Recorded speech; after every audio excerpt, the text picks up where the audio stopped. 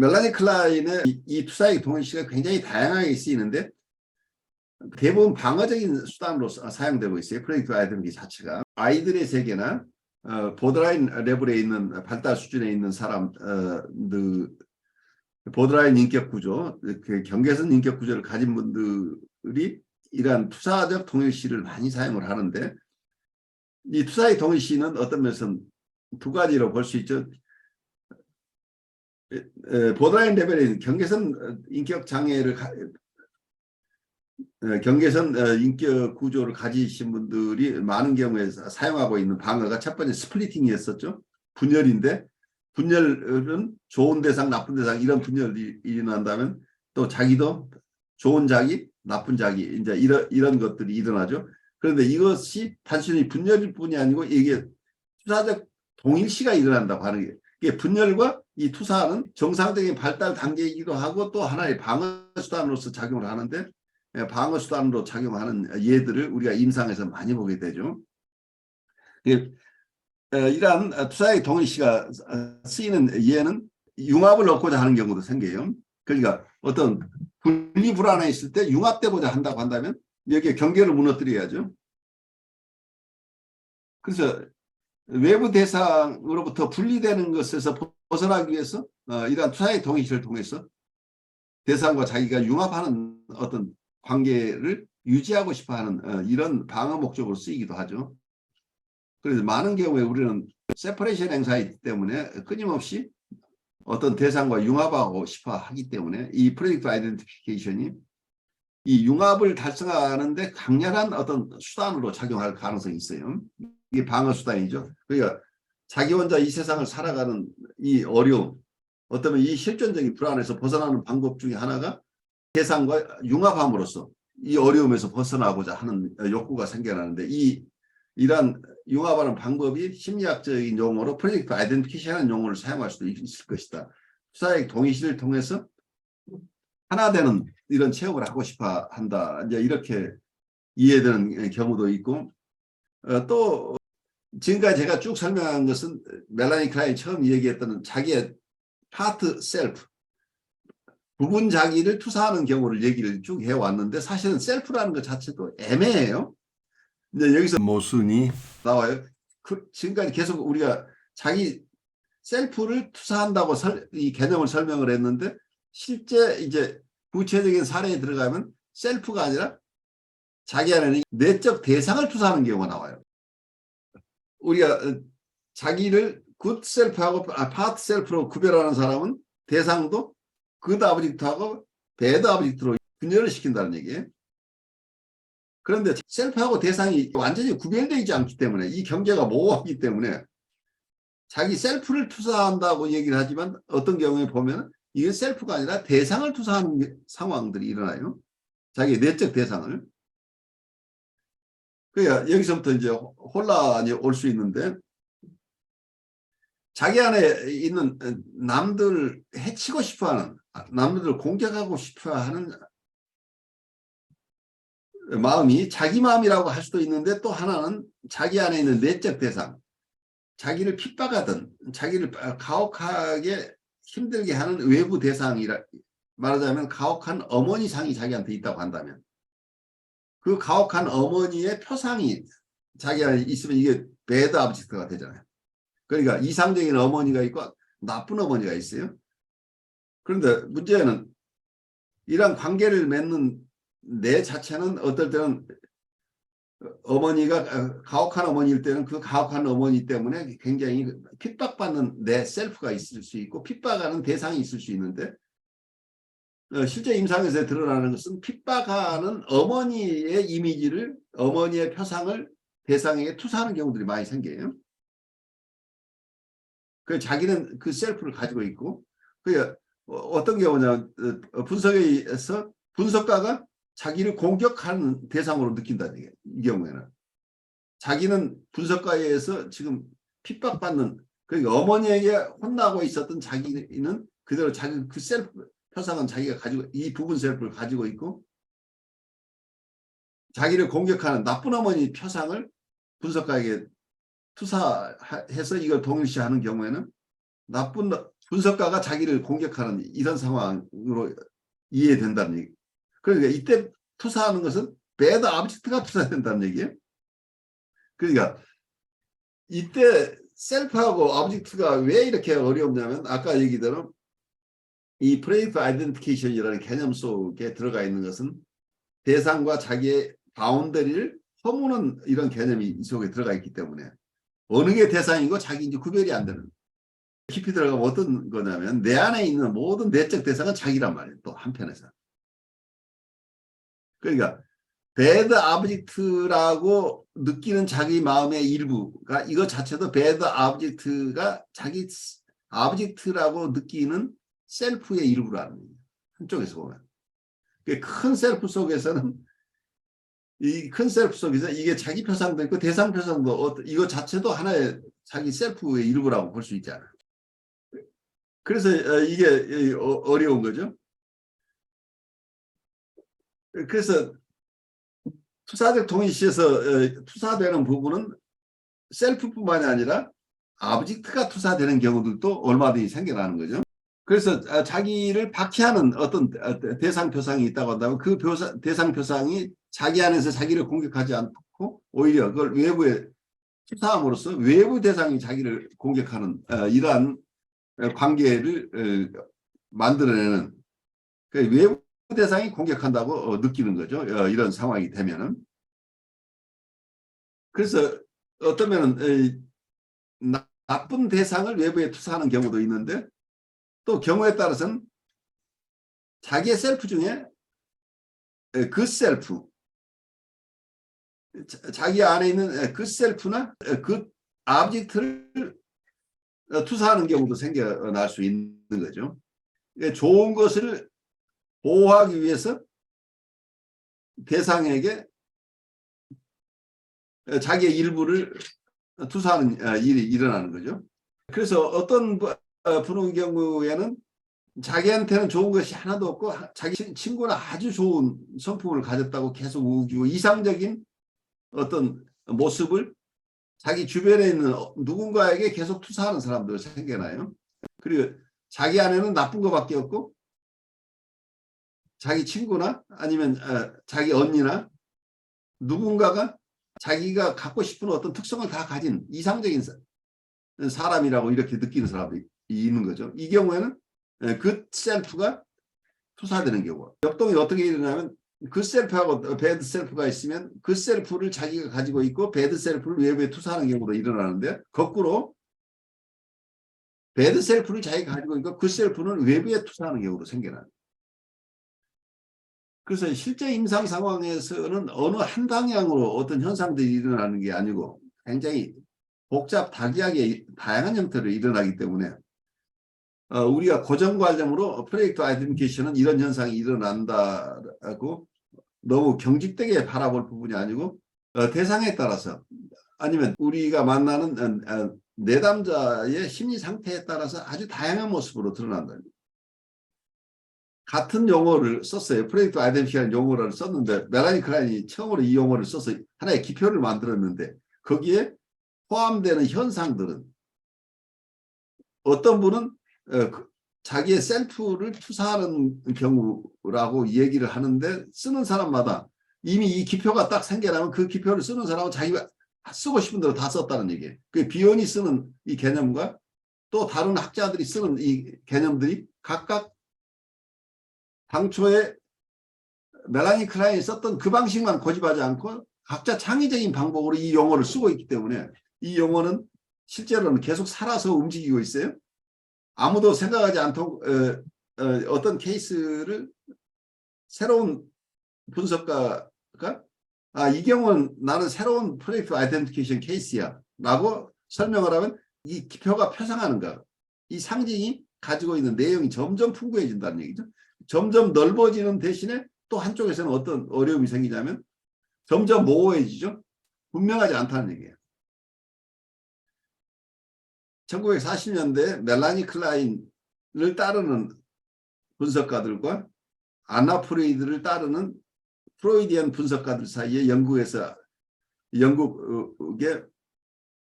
영국 정신분석 학회에서 엄청난 어떤 이론적인 충돌들이 일어났어요. 그래서 서로 논문을 통해서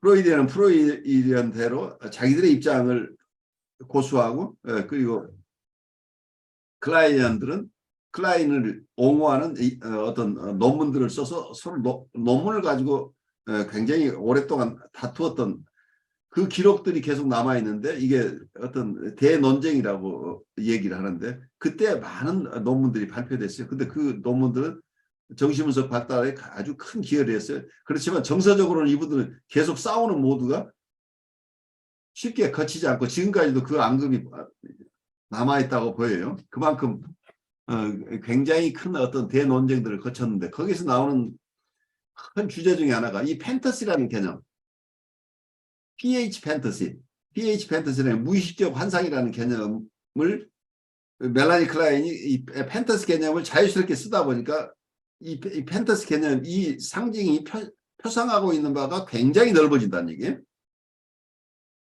아주 넓은 영역에서 판타시를 사용하다 보니까 어떤 결과가 되냐면 프로이드나 프로이드를 따르는 사람들이 정치학에 사용했던 여러 가지 개념들이 다 별로 중요하지 않게 판타시라는 용어 하나로 다 포함되어 버리는 이런 상황이 드러나요. 판타시라는 개념을 넓게 사용하다 보면 판타시를 하나의 사고 띵킹이라고 얘기를 할 수도 있고 그리고 어떤 경우는 이게 디펜스 시스템이라고 얘기를 할 수도 있고 지금까지 생각하고 있었던 분명하게 명료하게 구별됐던 개념들이 멜라니 클라인이 제시하는 판타시라는 용어 하나 속에 모든 것이 녹아 들어가 버리는 그래서 지금까지 명료하던 개념들은 하나하나가 다 사라지고 판타시만 가지고 다 설명하는 이런 상황이 일어나요. 그래서 여기서 어느 것이 바른 길이냐 하는 쪽에서 프로이디언과 클라이언들이 엄청난 어떤 논쟁을 했던 과거의 경험들이 있어요. 그래서 오늘 우리가 주제로 삼고 있는 프로젝티브 아이덴티피케이션의 개념 자체가 초기에는 멜라니 클라인의 환상이라는 개념 속에서 드러났는데 자기 심리 내적으로 자기의 나쁜 셀프를 대상에게 주어버린다 하는 개념이죠. 그 대상에게 자기 파트 셀프를 대상이 가지고 있는 것처럼 이렇게 투사한다 하는 개념이 있는데 이게 심리 내적인 것처럼 처음에 시작이 됐는데 나중에 비혼이나 이런 후계자들은 여기서 인터퍼스널한 관계, 그 외부 대인관계 쪽에서 실제로 단순한 환상에 머무르지 않고 리얼리티 속에서 외부에 있는 대상이 이 사람이 가지고 있는 그 배드 셀프를 그대로 가지고 그 배드 셀프가 느끼는 그 정서대로 액팅아웃을 하는 이런 상황까지를 이 개념들이 다 포괄하기 시작하다 보니까 이 개념이 점점 넓어지는 거죠. 그리고 아까 자기의 부분 셀프를 투사한다고 그랬는데 실제 임상에서 보니까 부분 셀프라고 하는 것뿐이 아니고 부분 대상도 투사를 한다. 많은 경우 대상이 투사되는 거죠. 그런데 이런 프로젝티브 아이덴티피케이션의 개념 자체가 그 개념 속에 숨겨져 있는 것은 대상과 자기 간의 장벽을 허무는 상황이 일어난 거죠. 그 대상과 자기가 한 몸이 되는 이런 체험이 일어나는 퓨전이 일어나는 거죠. 대상과 자기를 구별하지 않게 되는 이런 상황이 일어나는 거죠. 이 개념으로 따라가다 보면.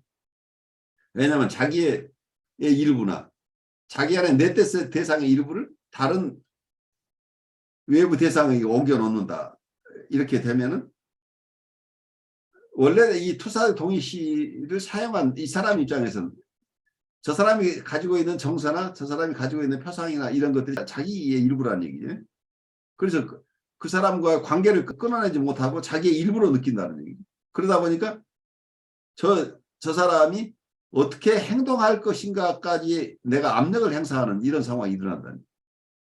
그러니까 인형극이 일어난다는 얘기에서는 말하자면 여기 인형이 있고 인형극을 연출할 자가 있는데 프로젝트 아이덴티피케이션을 사용하는 사람은 투사의 동의시를 일으키는 사람은 인형극의 지휘자고 이 프로젝트 아이덴티피케이션 투사의 동의시에 따라서 영향을 받고 있는 대상은 여기서 인형이 돼버리는 상황이 일어난다는 얘기. 그래서 초기에 생각했던 이런 새로운 하나의 상징, 하나의 용어, 개념, 이 자체 적용 범위가 무한정 넓어질 수 있는 상황이 일어난 거죠. 무한정이라고 얘기하면 좀 지나치지만 굉장히 다양하게 사용되고, 현재로는 이 프로젝트 아이덴티피케이션 수사액 동일시라는 용어가 굉장히 다양하게 사용되고, 어떨 때는 굉장히 정교하게 사용되기도 하고, 임상적으로는 굉장히 큰 도움을 받아요. 하지만 이 개념 자체는 또 굉장히 모호해졌어요. 모든 것을 수사액 동일시라고 얘기를 해버릴 수도 있는 상황까지. 환상의 개념이 넓어져서 많은 상황들을 다 복잡한 판타시라는 이론 하나로 끌고 가버릴 수도 있는 이런 것처럼 넓어지지만 또 모호해지는 이런 상황까지 와서 이 투자의 동일시 자체에 대한 공부 자체를 제가 보통 한 학기를 투자의 동일시를 가지고 강의를 해도 극히 일부밖에 강의를 못해요. 그런데 우리가 오늘 짧은 1시간 가지고 투자의 동일시를 얘기를 하고 있다 보니까 제가 중구난방으로 이 얘기 저 얘기를 지금 하고 있어요. 근데 이 속에 있는 것들이 실제로는 굉장히 중요하고 우리가 일상 체험하는 많은 사건들을 이러한 투자의 동일시라는 개념 가지고 설명해낼 수 있기 때문에 굉장히 중요한 개념이에요. 이걸 잘 이해하는 것이 그만큼 우리 삶에서도 중요하고 임상에서도 아주 꼭 필요한 것이다라는 얘기를 우선 해드려요. 제가 여러분의 자유현상을 돕기 위해서 이런저런 얘기를 계속 했는데 여러분이 지금 느끼는 것들 좀 나누면서 얘기를 진행시키죠. 저 투사적 동일시를 그렇게 본격적으로 한 학기 동안 그 수업을 하면 어떻게 하나요? 그 학자들마다 여러 학자들의 그 여러 투사적 동일시. 학자들의 논문이 있네요. 아, 논문을 읽는 거예요? 이렇게 우리가 공부하는 방식은 어떤 사람이 자기 나름대로 소화한 얘기를 가지고 이게 개설서를 읽는 건데, 정기분석을 본격적으로 공부할 때는 이렇게 원서들을 가지고 어느 분들의 각자의 논문들을 가지고 어떤 프로이드의 논문, 멜라니 클라인의 논문, 비온의 논문, 이 투자의 동일시와 관련된 과거부터 현재까지 논문들을 다양하게 읽게 되죠. 그렇게 되면 이 투자의 동일시의 개념이 이 사람이 쓰는 개념, 저 사람이 쓰는 개념이 각각 독특하게 다른 개념까지 포함하고 있다는 것을 우리가 실제 체험해요. 근데 이걸 다 추스려서 이렇게 설명하기는 굉장히 힘들어요. 왜냐하면 굉장히 창의적으로 이렇게 각자 다양한 상황 속에서 자기가 체험한 것들을 이거 프로젝트 아이덴티피케이션이라는 투자의 동일시라는 개념을 사용해서 이분들이 소화하고 그걸 발표하고 있기 때문에 그 개념이 굉장히 넓어진다는 얘기죠. 참 좋겠네. 좋을 것 같아요. 그런 수업도. 그래요. 우리도 결국 나중에 가면 이렇게 정교하게 공부들을 할 필요가 있어요. 제가 사실은 제 체험인데요. 제가 이번 학기에 굉장히 힘든 수업이 하나가 있었는데 그 수업 자체가 힘든 게 아니라 한 학생이 되게 힘들었어요. 그러니까 어떤 식으로 힘들었냐면은 다른 때는 힘들다는 게 어떤 학생이 있으면은 그 학생이 부족해가지고 왜 내 부족한 걸 안 알아, 선생님이 메꿔주시질 않아요. 뭐 이런 식으로 해서 그거를 다 그 학생 위주로 생각을 할 수가 있었거든요. 네. 저 학생이 뭔가 결핍이 있고 뭔가 그래서 굉장히 힘들어 하는구나라고 저 나름대로 정리를 할 수 있었어요. 이때까지는 굉장히 거기 여러 명을 생각을 해보면, 근데 이번 학기에 특히 왜 생각이 나냐면은 제가 굉장히 무능한 느낌이 들었어요. 그 무능감이 엄청나게 강한 무능감이 올 수 있죠. 예, 근데 가만히 생각해 보면은 정말로 내가 무능하거나 부족하게 했나 하면은 물론 부족했겠죠. 저도 뭐 부족한 게 많은 사람이니까 했지만 특별히 더 다른 그런 게 없었는데 어떤 학생 하나하고 어떤 점 때문에 특히 그랬는지는 잘 모르겠는데 굉장히 제가 객관적이지 못하다. 제 수업 내용이 객관적이지 못해서 선생님 논문들을 좀 자기가 좀 쭉 봐야 되겠으니까 좀 올려봐 달라. 뭐 이런 식으로 처음에는 학기 초에는 조금 그러다가 중간중간에 이렇게 언사를 하는 것이 그런 식으로 진행이 됐어요. 그래서 다른 학기에는 그 부족한 거를 제가 다 학생의 그거를 돌린다는 표현보다도 아 그래서 그랬지 그러면서 이해를 할 수가 있었던 거예요. 근데 그러니까 이번에는 쉽게 이해할 수 있었는데 이번에 아주 독특한 케이스가 일어난 거죠. 예. 아 내가 정말로 이때까지 이렇게 무능하게 했는데 이때까지 다른 학생들은 그런 얘기들을 안 한 거야? 라는 생각이 들면서 굉장히 자괴감에 빠졌었어요. 그 굉장히 위험한 케이스란 말이에요. 이게 강렬한 역전이에요. 임상에서는. 그러니까 예. 뭐냐면 내 셀프가 죽어버리고 상대방이 투사한 네. 핫 셀프가 나를 점령한 거라는 케이스라는 얘기예요. 그러니까 내가 아니고 저 사람이 내 마음의 주인이 돼버렸다는 얘기예요. 그러니까 그런 것 같아요. 무능감이 엄청난 무능감을 이 사람이 견딜 수가 없어서 그 무능감을 나한테 투사했다는 얘기예요. 근데 나는 이것을 구별해내지 못하니까 아까 투사의 동의시의 아주 독특한 특성이 경계를 무너뜨린다는 얘기예요.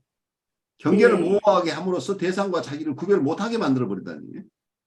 그러니까 내가 그 함정에 빠져들면 저 사람이 내가 돼버린 거예요. 그러니까 예. 무능함이 원래 내가 무능한 거라고 하면서 내가 셀프 어택이 일어나는 거예요. 그리고 아주 우울한 속으로 들어갈 가능성이 굉장히 높아요. 굉장히 위험한 예. 상황이 일어나는 거예요. 그러니까요. 바로 그런 교수님이 얘기하신 것처럼 그런 어떤 우울감이 막 굉장히 저를 괴롭힌 그런 게 막 일어나면서 제가 바로 저번 시간에 무슨 뭐 어떤 작품 얘기를 하면서 역전이에 대해서 슬쩍 언급을 하고 아 이런 미술 작품에서도 이런 역전이 같은 이런 게 일어날 수 있대 생각을 하면서 언뜻 그 생각이 든 거예요. 아 내가 느꼈던 그 괴로운 그 자괴감 같은 게 그런 역전의 일부분일 수도 있지 않을까 하는 생각이 언뜻 들었어요. 저거. 가장 원초적인 강렬한 역전을 느낀 거예요, 지금. 예, 그래서 아, 그 순간의 생각을 해봤더니 내가 잘하고 못하고의 차이가 아니고 어떻게 내가 나를 어떤 그 에너지를 나한테 쏟아내고 있나라는 생각이 언뜻 들면서 이렇게 그 정신을 차리고 이렇게 생각을 해봤었어요. 근데 경계가 없어진다는 말이 딱 맞는 표현인 게 딴 때는 아 저거는 학생 거지 저거는 내 거지라는 것에 그때는 경계를 제가 지울 수가 구별이 되죠. 있었어요. 대부분 저 사람 거하고 내 거에 구별이 되는데 이 예. 놀부가 분탕질을 치고 나면 놀부가 분탕질을 치면 흥부가 자기 것인지 형님 것인지 구별이 안 돼가지고 형님 다 가지세요. 이런 상황이 일어나는 거죠. 그러니까요. 이번에는 정말 구분이 그게 안 가가지고 아 진짜 내가 그렇구나. 내가 이렇게 뭐 다른 얘기들은 몇 번 이렇게 한 게 내가 그렇게 바보같이 보였을 수가 없네. 내가 이렇게 생각을 막 했던 거예요. 다시는 그렇게 바보 같은 얘기를 하지 말아야지. 그러면서 막 혼자를 몇 주를 막 근데 괴로워했는데 그게 저번 주에 딱 그 생각이 들었어요. 무서운 게 예. 이게 머니플레이션이다. 무의식적인 머니플레이션이 일어난다. 이게 조작이 일어난다. 음. 그러니까 이게 노예로 부리는 거란 말이에요. 상대방을. 자기의 분신을 만들어버리는 상황이. 그러니까 자기의 배드 셀프를 나한테 투사해서 내가 배드 셀프로서 기능하도록 만들어버린다는 거예요. 이 음. 함정에서 여러분들이 이걸 통찰을 못하면 큰 사고가 일어나요. 그럴 것 같아요. 그래서 심지어는 그 학생이 딴 때는 다른 데서는 자기가 막 1등도 하고 막 전교 1등도 하고 막 그랬대요. 굉장히 똑똑하대요. 그리고 똑똑할 것 같아요. 근데 이 수업에 들어와서는 이렇게 엉망이라고 하는 거 보니까 진짜 그런 것 같은 거죠. 그 책임을 전부 나한테 뒤집어 씌우고 있잖아. 그러니 그런 것 같아요. 그래서 자기가 가만히 교수님 말씀 지금도 들으면서 생각을 해보니까 딴 데서는 본인이 뭘 하면 성과를 다 낼 수 있었는데 제가 하는 얘기들이 사실은 밑도 끝도 없는 얘기로 들렸을 수도 있어요. 그러니까 생각을 그럴 수 해보면. 있는 것은 그 아까 제가 얘기했듯이 멜라니 클라인의 책을 읽으면서 내가 어떤 한 1년 동안 정신을 못 차렸던 그 시기가 있어요. 그렇지 이건 아무리 읽어봐 도대체 내가 가닥을 잡을 수가 없는 게 그러니까 그것은 내 문제란 말이에요. 예. 나는 이 판타지를 이해할 만한 그런 입장이 있지 않고 어떤 합리적인 생각 어떤 인텔렉츄얼한 사고 패턴만을 가지고 이 정서적인 세계 팬터시의 세계를 이해하려고 하니까 이해할 수가 없었던 거예요. 내가 도구가 없었던 거라는 얘기. 근데 그 사람이 그 친구가 1등을 잘 할 수 있다고 하면서 어쩌면 인텔렉츄얼한 부분에서 굉장히 발달했을 가능성이 있는 아이예요. 근데 예, 우리 한 교수가 하는 수업은 굉장히 팬터시가 필요한 영역일 거예요. 예, 예, 맞아요. 그러니까 팬터시 월드 속에서 자유스러운 어떤 사유가 일어날 수 있어야 되는데, 자유스러운 이미지네이션, 상상이나 사유가 일어나야 되는데, 경직된 자기 방식의 어떤 사고방식을 가지고 이걸 이해하려고 하니까 도저히 이해할 수가 없고, 내가 이해 못하는 건 선생님이 수업하는 방식이나 생각하는 방식이, 사유하는 방식이 도저히 이건 합리적이지 않아서 내가 선생님이 무능해서 내가 못 따라가는 거다. 내가 잘못된 게 아니라 선생님이 잘못했다고 이걸 이렇게 심리적으로 뒤집어 버리는 거죠. 아니면 그 약간 본인의 약간 제가 뭐 엄마 딸 관계를 듣지는 않았는데 무능한 엄마의 어떤 상을 가지고 무능한 엄마에 대한 좀 분노를 느끼는 그런 상을 가지고 있을 수도 있지 않을까요? 왜냐하면 이 학생이 수업 중에 지금 몇 주가 넘게 한 2달 동안 하는 행동이 노골적으로 저를 무시하는 행동 있잖아요. 중간에 쓱 나가가지고 30분 동안 뭐 이렇게 안 들어오고 뭐 커피 마시는데 좀 오래 걸렸네 뭐 이러면서 들어온다든지 노골적으로 반항적인 그런 언사를 해요. 근데 다른 데서는 안 그럴 것 같단 말이에요. 얘가 1등도 했다 그러고 이러려면은 열심히 잘했을 거 아니에요. 근데 노골적인 그런 행동들을 하는 게 화가 난 누구에 대한 행동 같이 보여요. 이게 아까 얘기대로 심플하지 않은 게 어떤 면에서 자기가 무능하게 느껴지는 자기를 견딜 수 없어서 그 무능함을 나한테 줘버리는 부분도 있고, 이때는 이 사람이 자기가 심판자 입장이죠. 내가 무능함 정서를 가지고 있으면 무능함을 비난하는 이러한 부분 셀프를 이 사람이 오운하고 있는 거죠. 자기는 월등한 입장에 있는 거죠. 선생님이 왜 그렇게밖에 못하세요? 라고 지금 나를 비난하는 입장에 있는데, 이러한 수사의 동시가 순간에 따라서 또 바뀐다면 이분이 아주 괴이하게 행동하고 나로 하여금 꼼짝 못하게 내가 분노가 일어나도록 하는 것은 이때도 이제 비슷하게 설명을 할 수 있겠어요. 내가 지금 느끼는 것은 제멋대로 행동하고 있는 학생을 보면서 내가 지금 어쩔 수 없는 상황에 있잖아요. 내 느낌은. 네, 네. 그러면 이렇게 지금 제멋대로 행동하고 있는 것은 이 사람이 어떤 마음일까요? 그냥 반항하고 무시하고 싶은 그런 행동, 그러니까 표현을. 그러면 네, 이 사람한테 있는 내적 대상으로서의 그 어머니상은 자기를 간섭하고 자기를 존중하지 않는 대상이라고 느끼고 있는 거잖아요. 예, 그래서 이거 자기가 이 극복하지 못한 퍼스큐터리 아버지죠. 어떤 박해 대상을 이 사람이 내면화가지고 하고 있다면 나를 박해 대상으로 만들어내는 거죠. 나한테 그 자기가 내적 대상으로 가지고 있는 어머니의 이미지, 그 어머니는 우리가 알 수가 없지만 가상적으로 생각하면 자기 어머니상이 굉장히 가혹하게 자기를 비난하고 잘 수용해주지 않는 어머니였다고 한다면, 나에게 그 이미지를 투사하면서 본인이 어머니가 살아남는 방법은 같이 공격하는 거라는. 그래서 자기가 공격적인 태도를 취하는 거죠. 그러니까 이게 캐러논 아이가 우리 아이들이 어떤 어려움을 겪었을 때 거기 행동하는 패턴을 3가지로 얘기를 하죠. 하나는 비유를 맞추려고 하는 경우도 있지만, 어떤 경우는 상대방을 공격함으로써 대항함으로써 자기를 지키려고 하는 이런 방어 패턴도 있는 거죠. 그러니까 이 사람이 디펜스 시스템이 그때그때 달라진다니, 그냥 한 모습으로 드러나지 않는 거죠. 그러니까 네, 내가 어쩔 때는 굉장히 무능하게 느껴지고 이 사람은 무능함을 심판하는 사람처럼 느껴지는데, 이때는 그러니까 어머니 이미지를 이 사람이 가져가고, 그러니까 대상 이미지를 이 사람이 가져간 거예요. 처음의 경우에는 자기가 심판자 입장에 자기가 비난하는 사람이 되고 우리 한 교수는 쩔쩔매는 이런 대상인 거예요. 내가 무능해서 야단 맞고 있는 어린아이가 되어버린단 말이에요. 그런데 지금 두 번째 상황에서는 나를 지금 화나게 하고 있는데 그러니까 쟤를 혼내고 싶은 욕구가 나한테 막 일어나는 공격성이 일어나죠. 아까 저는 다른 거죠.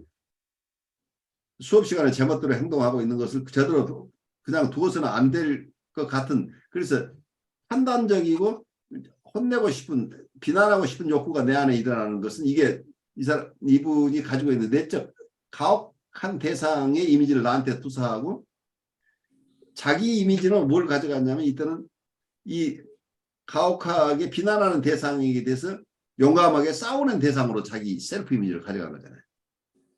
아니요. 근데 지금 그러니까요. 근데 마지막에 제가 최근 3주는 너무 그런 말 듣기가 지긋지긋해가지고 지긋지긋하죠. 사실은 저도 좀 꾀가 나가지고 뭐라 그럴 수는 없고 되게 어려운 이론서를 가져와가지고 나머지 정리는 이론으로 하겠다.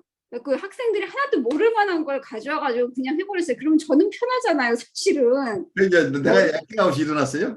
액팅아웃. 예, 아유, 그러니까요. 그 내가 뭐라 그러지는 못하고, 아유, 모르겠다. 그래, 마음대로 해봐라. 나 그냥 이론서 가지고 너네 읽히고, 그냥 그거 설명하면은 학생들은 모르니까 그 이론서가 우리 원래 권위 있는 사람이 한 거다. 이거는 제일 권위 있는 사람이 한 거니까 성경책처럼 그냥 그렇다 싶게 봐라. 이런 마음을 가지고 했더니 심지어는 처음에는 그걸 조금 듣다가 나가서 안 들어왔어요. 이때까지. 그러니까 본인이 그거를 모르는 이론서를 이렇게 놓고서는 모르는 학생의 포지션을 취하기가 싫은 것 같아요. 그렇죠. 그러니까 아까 난 대항에서 이기고 싶은 그러니까 청소년이 반항하는 그 셀프를 가져왔다는 얘기도 후반부에는. 네.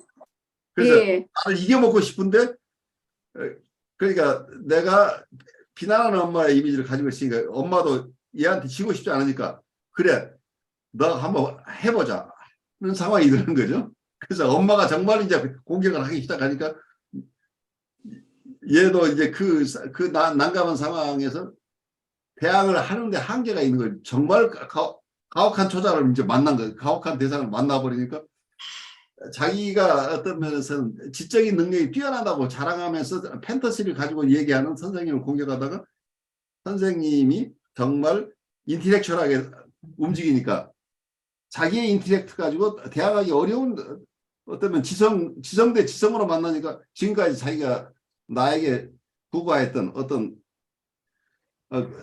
투사의 동의시가 먹히지 않는 상황이 일어나는 거예요. 저 대상은 완전히 나하고 내가 투사했던 대상 그러니까 무능한 대상이 아니고 자기보다 훨씬 유능한 대상으로 드러나니까 지금까지 방어 패턴이 무너져 버리는 거죠. 이 사람이. 그래서 나를 그런가 봐요. 버리는 거죠. 일부러 그러니까요. 교수님 말씀대로 일부러 안 들어온 것 같은 느낌이 들고 회피하는 거죠. 이길 수가 없어요. 예, 들어올 수 있어도 안 들어오는 것 같아요. 회피를 하고 참 이게 굉장히 그런 게 다른 때는 사실은 잘 못하는 애들이 더 문제가 많았었어요. 잘하는 애들은 어떻게 해서든지 굉장히 공손하고 열심히 하고 했는데 얘는 자기가 맨날 선생님 저는 밖에 나가서는 뭐 전교 1등도 해봤고요. 뭐 고등학교 졸업할 때 수석을 했고요. 맨 처음 만나서 그 얘기였어요. 맨 처음 자기소개를 해라 하세요 이랬더니 저 중학교 졸업할 때 전교 수석으로 졸업했고요. 몇 등 했고요. 몇 등 이게 자기소개였거든요. 그 자체가 이번에 성격에 어떤 한계가 드러나는 거죠. 그게 자기애적인 수준에서 벗어나지 못하고 있다는 얘기죠. 자기 과시가 지금 심하잖아요. 그러니까 단단하지 않은 그 이고가 취약한 사람이에요. 아유, 정말 하여튼 이번 학기에는 이상하게 다른 때보다도 굉장히 이게 제가 속이 어렵다고 느꼈어요. 확 그게 진짜 경계가 없어지고 진짜 내가 이렇게 오랫동안 했는데도 이렇게 내가 모자르게 이렇게 하고 있다니 정말 부끄럽다. 막 이런 생각을 진심으로 느꼈다니까요. 실제로 이 투자액 동의시가 엄청나게 강렬한 거예요. 그래서 이게 임상에서 어려운 환자, 특히 보더라인 레벨이나 사이카틱한 레벨에 있는 분들을 돕는데 임상 감독이나 자기 분석이 없는 상태에서 거기에 노출되면 심각한 경우는 심리적인 엄청난 타격을 받아요. 왜냐하면 저 사람의 어려운 셀프가 내가 돼버리니까 내가 나를 자책하고 나를 공격하는 이런 현상들이 일어나면서 이게 또 심한 분들은 이게 도덕적인 피약성, 모럴 메소키즘으로 빠져 들어가면 내가 이게 내 탓을 하는 게 정당한 거야. 내가 양심적인 사람이야. 내가 지금까지 양심적으로 못 살아서 정말 내가 겸손해져야지 하면서 나를 공격하는 형태로 가면서 이게 혼란스럽게 돼버려요. 그래서 자기의 긍정적인 부분이 사라지고 실제 자기 것이 아닌 다른 사람의 정서로 오염되면서 자기가 자기를 공격하는 패턴으로 간다는 거예요. 그래서 자기를 지키는 게 굉장히 어렵다는 얘기예요. 그래서 여러분들이 이러한 심리 역동, 무의식적인 역동들을 이해하는 것이 나를 지키는 데 굉장히 중요해요. 남을 지키는 것뿐만 아니고 또 거꾸로 내가 다른 사람을 무의식적에 머니플레이션 한다고 할까요? 다른 사람을 내 편의대로 막 움직이고 싶어하는 욕구가 또 우리한테 있는데 이런 패턴, 나의 부정적인 패턴까지도 함께 이렇게 봐야 되는 거죠. 그래서 다른 사람을 내 뜻대로 막 움직여버리고 싶어하는 거가 비인격적인 요소들이죠. 근데 어떤 대상들이 나를 이렇게 비인격적으로 자기 멋대로 사용하고 싶어 할 때 내가 그걸 통찰할 수 있는 힘이 있어야 된다는 거예요.